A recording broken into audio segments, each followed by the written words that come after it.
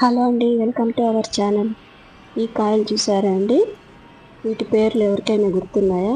ఈ జనరేషన్ వాళ్ళకైతే తెలియదు, అసలు చూసుండ్రండి. మా జనరేషన్ వాళ్ళైతే చూసాము.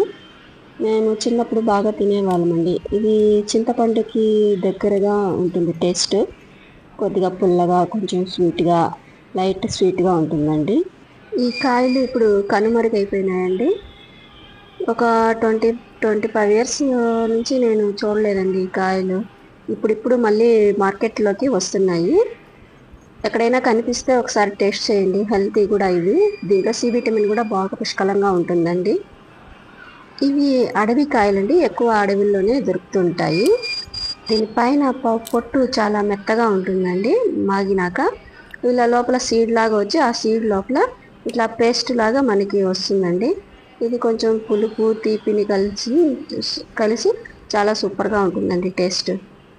ఒకసారి తిన్నారంటే మళ్ళీ మీరు దీన్ని వదలరండి. పేరు ఎవరికైనా గుర్తుంటే కామెంట్లో పెట్టండి. దీని పేరు నేను మర్చిపోయినాను, కానీ కాయలు అమ్మే వాళ్ళ దగ్గర అడిగి తెలుసుకున్నానండి. దీని పేరు మీకు తెలిసింటే కామెంట్లో పెట్టండి.